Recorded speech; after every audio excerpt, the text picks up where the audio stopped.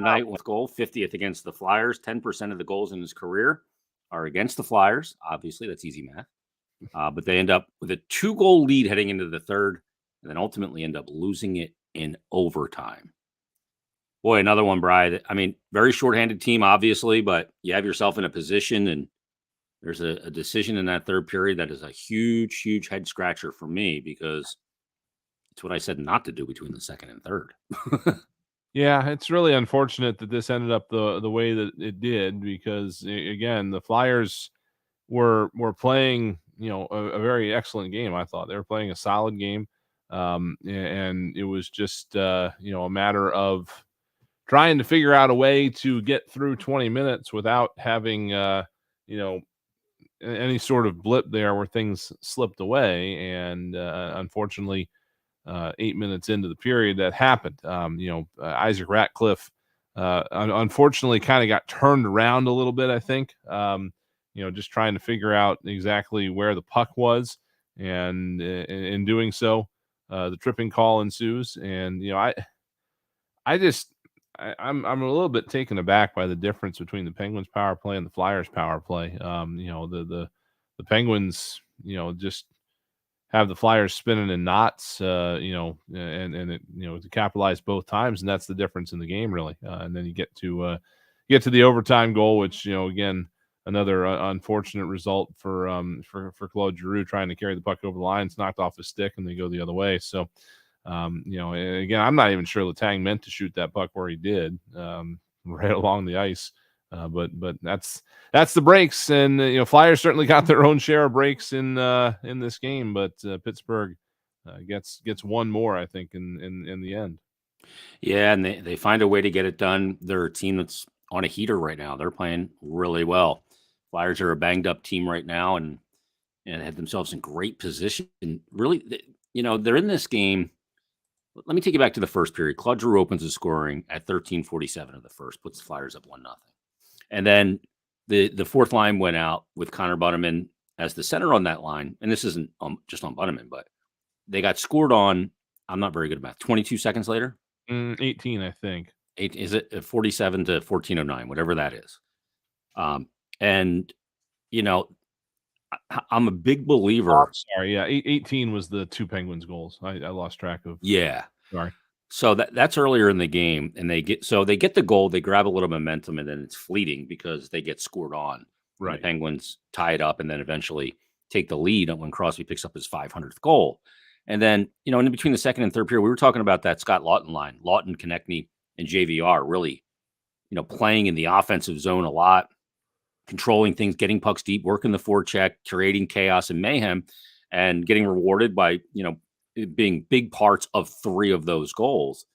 And my statement between the second and third was, if you get scored on here to make it 4-3, you come back with that line, provided they basically weren't on the ice the shift before.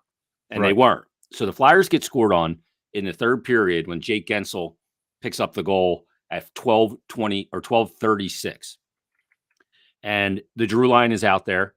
So they went to the fourth line, the Connor Bunnaman line again, and they got hemmed in. Nick Seeler got hemmed in by the boards on the right side. And then Travis Sanheim shades over, and now Bunnaman is left on an island with 2 guys. And 2 guys are basically behind the Flyers' defense, and it's an easy goal for Chad Ruedel. But again, why is that line on the ice in that situation when you got arrested, Scott Laughton line that's been controlling play, that gets them within 1, and then boom, just like that, it's tied up. It's just so disheartening to me.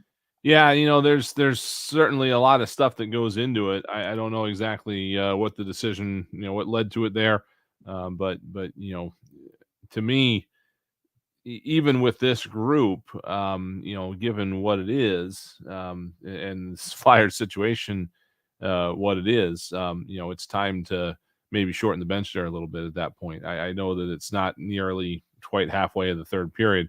Probably complicated by the fact they're coming off of a power play goal. I'm not entirely 100% sure what personnel were out there for the penalty kill, but it's unfortunate the way that it played out. And again, it's not the type of situation normally where you would be looking to win a game at all costs, but I feel like the Flyers right now, any game that they're got a lead in, they're trying to win it at all costs, just from the standpoint of where their season's been at. So it is something that I'm sure they're probably going to take a look at. Yeah, absolutely. And it's Giroux and on the power play goal that Gensel scored, it was Giroux and Atkinson up front. So it's just one of those situations where, a team that has had this trait of getting scored on either right after they score a goal in the following shift or after they give up a goal, that's something that has got to be. And again, a lot of it's feel, right, Bri?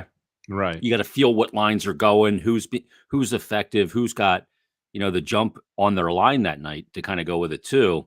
There's no hard and fast rule to it where okay, the other team scores, you put out this line. It doesn't work like that, and every situation is different. But tonight it kind of bit them twice in one game, and they end up losing this one against the Penguins in overtime, 5-4 on what was a historic night for Crosby. It would have been great for that to come in a loss. But he picks up 500 tonight. And, stick taps to him, which is like 26 players that have reached that huge number. Yeah, there's been a bunch. He was the 22nd to do it all with one team. Mm-hmm. It's been, I think, 40 or something like that to do to get to get 500 in general. But there was an interesting tweet that was put out by the Penguins. Listing the folks to assist on these goals over the course of his career. 107 different players assisted on a Sidney Crosby goal over the course of these 500 goals, and it's just kind of astonishing when you go back and look at some of the names that are on here. Given the age gap, but you forget that Mario Lemieux played with him. Yeah. He assisted when he was living in his basement. Miroslav Shatan's on this list. Lots of names that you kind of forget played with Crosby back in the day. It just kind of puts into perspective the magnitude of an accomplishment like that. Yeah, and you look at like 500 is one of those Hall of Fame type numbers where you're probably going. You don't have to. Oh, well, he's going in first ballot. And there's 3 Penguins that have scored 500 goals. Mario and Yager didn't do it all, obviously, with Pittsburgh, but he's got 500. He finished with 766 in the NHL and did it in 928 games. Crosby did it in 1,077, I want to say. Ovechkin did it in 801, but Gretzky got to 500 in 575 games. Happy birthday to Jaromir Jagr, by the way. Yes, he's 50 years of age. And probably could have played on that Flyers lineup tonight easily. He could, yeah. So many guys hurt. Make that offer. Yeah. Way to end the season. 500. He's still playing. Oh, yeah. Yeah. Yeah, he's the team he owns, right? Is that who he's playing for? Patrick Marleau is another active guy that's gotten to 500. And so big number for Crosby and 50 against the Flyers. And who knows, that may be the last matchup of Claude Giroux versus Sidney Crosby, Flyers Penguins. We just don't know. We do not. Yeah. There's so many things that could happen, and again, the possibility is there for, a trade and a signing in the offseason. You never know, but I don't know. I was watching this game tonight and it kind of felt like it's just a weird feeling that, when you go back and you watch old games and you see a guy that played for the team forever playing for the team that he's has since moved on. It's almost like you're looking into the future a little bit. It definitely has the feeling that we might be witnessing a bit of an end to an era, so to speak, here. But again, it's all still up in the air and remains to be seen exactly where everything's going. Yeah, absolutely. All right, let's put a wrap. Let's send our radio audience on back to the Rock on 93.3 WMMR. Let's thank a few people. Let's start with Ryan Shuttlesworth, our in-studio engineer, our audio engineer, Chris Ashcraft, the Pancake Man. For Tim Saunders, Steve Coates, Brian Smith, I'm Jason Martinez. You've been listening to Philadelphia Flyers Hockey, a 5-4 overtime loss against the Pittsburgh Penguins on the BetRivers.com Flyers Broadcast Network. All right, Rye. So, yeah. All righty. Some of the other names on this list. 500 list? Yeah, the assists. Oh. Zygmunt Palffy. Oh, Ziggy. Former Hartford Whaler as well. Yep. John Leclerc. Leclerc assisted on a goal for him? He assisted on 6 goals for him. Wow. Back in that last season after the lockout. Probably his rookie year, I would assume. Yeah. There's Bill Guerin's on here now a GM. Sure. 15 assists. Marion Hossa. Hossa was a big piece in 09. The guy that's not on here, and you know how this works in the NHL. We get it all the time. Guys are, after a game they'll come up and I need an assist on that goal. Can you get me an assist on that goal? Well, the guy that's not on here is Paul Bissonnette, and he's actually on Twitter looking for an assist on any of these goals. Yeah, well, Lyle Odelin is on the list. Yeah, Lyle. He was a tough SOB. Lyle Odeline. That's some good names on there. Gary Roberts. Oh my God. Mike Rupp. Yeah, there's some names on this list. He's been around for so long now, Crosby. I mean, he's played for 17 years. Yeah, don't remind me. You know that I think that's the second person to score a 500th goal against the Flyers. Do you know who the other one was? No. The other one was Mike Modano, and he scored against the Flyers on March 13th, 2007 on Antero Niittymaki. Okay. Yep. Guy Lafleur scored on an ex-Flyer goalie, but he wasn't playing for the Flyers, Chico Resch. Okay. And Jeff Reese, actually, the former Flyers goaltending coach, gave up a 500th to Michel Goulet. Oh. Yeah. How anticlimactic is this? Keith Tkachuk scored his into an empty net. I would miss. I would just say no. I wouldn't do it. Yeah. Joey Mullen actually has 500 as well. He scored on Patrick Waugh in Colorado as a member of the Penguins. Correct me if I'm wrong. Is he the only American player to do that? To have 500? Yeah, or just no. JR. JR got it. Okay. Yeah, JR's got 5, and Tkachuk obviously, and then Mike Modano, and that. Well, Brett Hull's got dual. Right. So wherever he feels like being today. Yeah, whoever he feels like, which country he feels like playing for, like in the 97. What was it? The Canada Cup. Yes. So yeah, he played for the U.S. and the Canadians were none too pleased. All right, so the road trip, the 2-gamer is over. Flyers will be back at it coming up on Thursday at home. A lot of home cooking coming up, and 8 games at home, starting with Washington on Thursday. Washington's another good team, and this schedule on this homestand is pretty tough. Yeah, I mean, that's the only good thing the Flyers have going for them through this schedule is that they're all at home and they're relatively spread out. They don't have to play a ton of games in a short amount of time. They've got one back-to-back in here, which is actually a little bit wider than normal because it's a 3 p.m. start on Monday against Carolina for President's Day, followed by a 7 p.m. start the next night for St. Louis. Just to give you in case you're one of those folks that might have had tickets to these games at some point, this Washington game was originally scheduled for December 21st. So if you have tickets for that game, that's the one you're looking for. Carolina game was originally scheduled for January 11th, and the St. Louis game was originally scheduled for February the 28th. So those are the 3 changes that are coming up.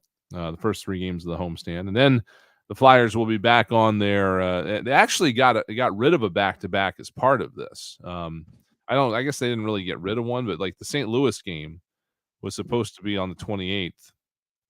That would have been a back-to-back and a 3 and 4, but they were able to move that out of there, and it's still a back-to-back, but not a 3 and 4. So that's a little bit better. Yeah, and it's.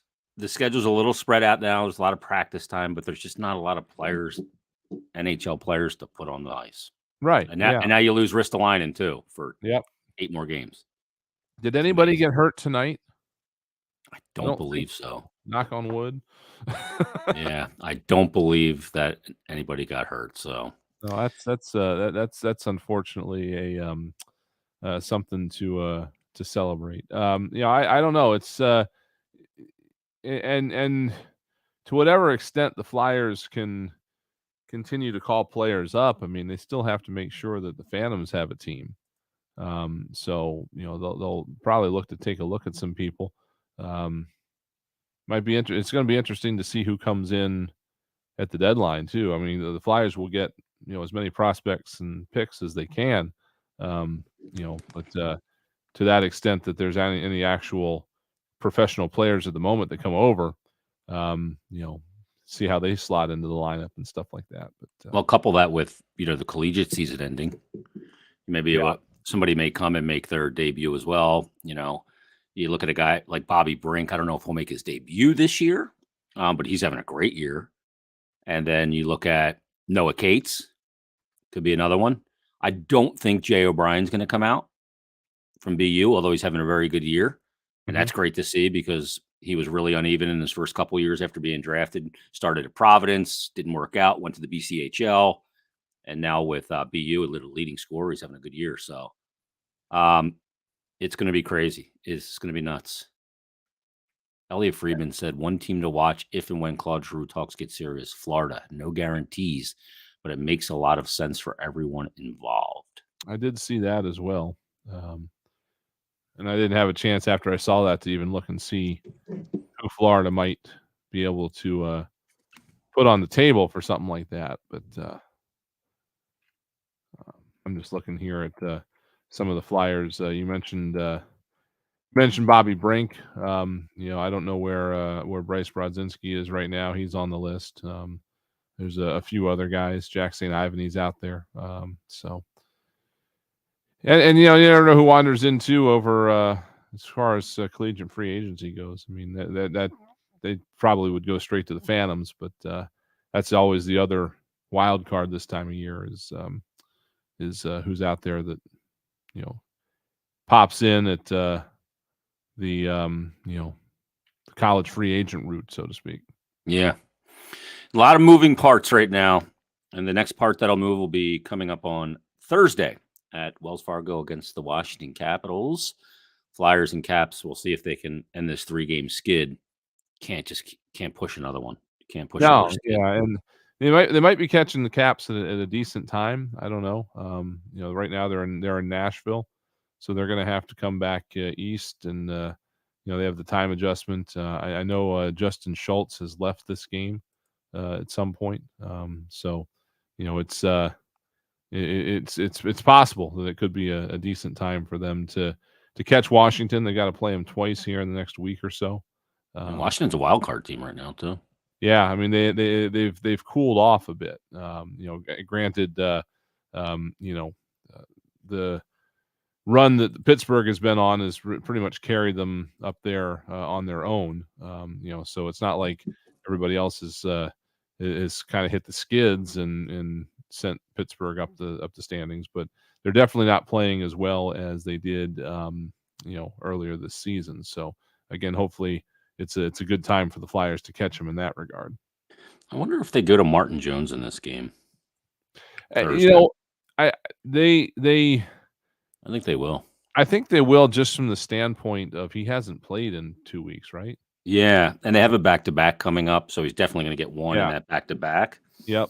But that's not till the 21st and 22nd. I mean, that's still over, a week away.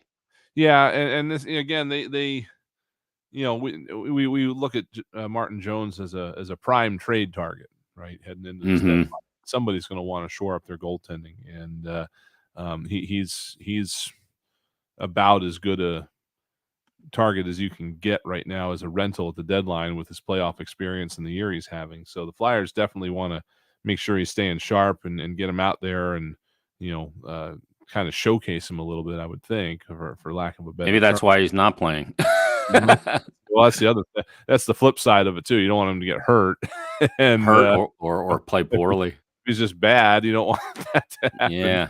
So. He hasn't played since the 25th of January. Yeah, it's been an a while. Islander game. So it's been I mean, that's Well, I mean, let me look here. I mean, that's the 25th of January was Tuesday. 1, 2. Say this is 1, 2, 3 weeks tonight.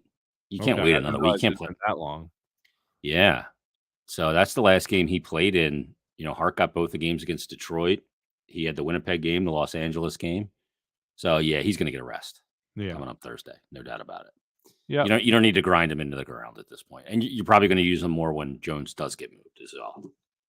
Yeah, and that's the other thing too is if he is on the move, then you're gonna probably be bringing up Felix Sandstrom, Yep. and at that point, Carter's going to get the bulk of the work the rest of the way.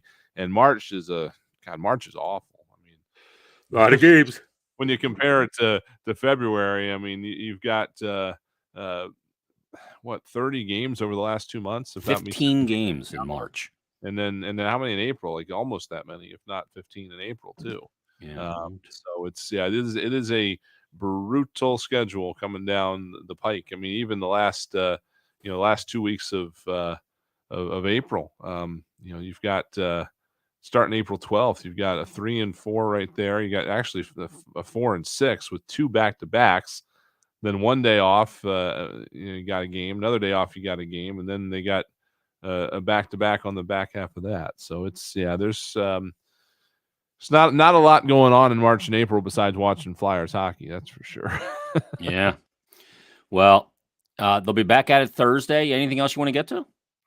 Yeah, I mean, just from the standpoint of where things are at right now. I mean, again, it's a function of who they got on the ice, and you're just looking for the best performances you can get out of the players that are on the ice. And we talk a lot about not caring much for moral victories, and I mean, right now you'll take it. I mean, that was a game tonight where the guys that are here and on the ice showed a lot of good things. It just got away from them there for about 30 seconds in the third period, and they end up on the wrong end of it. But they don't set a franchise record tonight. They get it is a loss, but it's not in regulation, so they break that no points on the road streak. And they're going to now come out of here with a 3-week homestand and hopefully get themselves poised and set to go the right direction here for the 5 weeks of the season that come after that.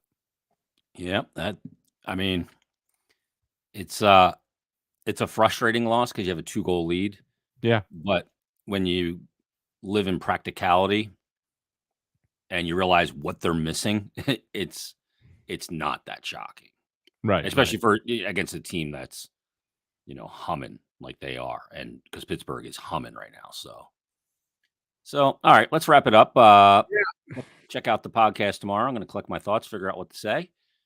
And you can hear that tomorrow on Flyers Daily on all your podcasting platforms. And we'll be back at it Thursday. So everybody, thanks for watching. Thanks for listening. We'll talk to you coming up on Thursday. Folks. Yep. Have a great night, everyone.